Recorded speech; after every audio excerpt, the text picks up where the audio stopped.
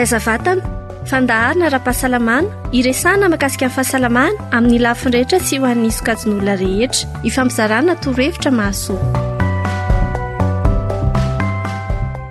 Falomerabantsika rehetra izay manaraka ny fandaharana taiza-vatana eto amin'ny 12 Ny fandaharana taiza-vatana moa dia fandaharana ara-pahasalamana iresadresana momba ny fahasalamana amin'ny lafiny rehetra sy ho an'ny sokajin'olona rehetra.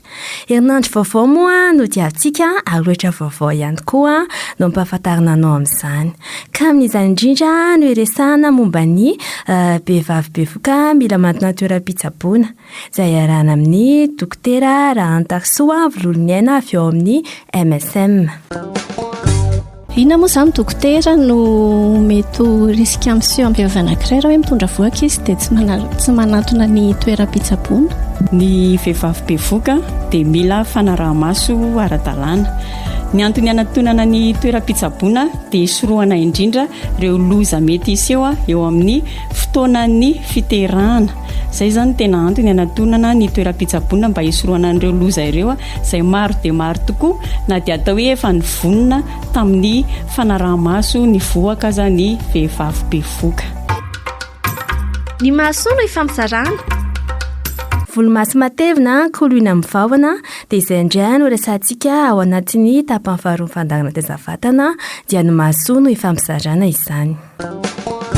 Dia ireto ary zavatra ilaina amin'izany maka vahona roa sotro fihinanana eo amin'ny 30 grama eo izany dia vitamina E capsule iray, tavoahangy vera iray ary brosse mascara madio tsara iray. Toy izao ary ny fomba fikarakarana azy. Alaina ny didiny vahona ary afangaronao amin'ilay vitamina E izany. Ary totoina amin'ny mixeur mandritra sekondra vitsy ireo akora ireo ary araraka anatin'ny tavoahangy vera.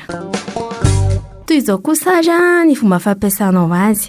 Rehefa avy madio tsara ny tarehinao ilay amin'ny ariviny dia alaina amin'ilay borosy ilay fangaro dia iny hosoranao amin'ny fotom-bolomaso hatrany amin'ny lohany. Avela ho maina mandritra ny ala iray manontolo izany dia rehefa mifoha maraina ianao dia kobanina ilay izy dia azo adino no manao izany isan'andro.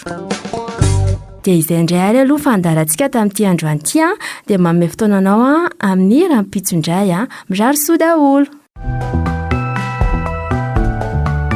Taiza-vatana, fandaharana ara-pahasalamana, iresahana mahakasika ny fahasalamana amin'ny lafiny rehetra sy ho an'ny sokajin'olona rehetra, ifampizarana torohevitra mahasoa.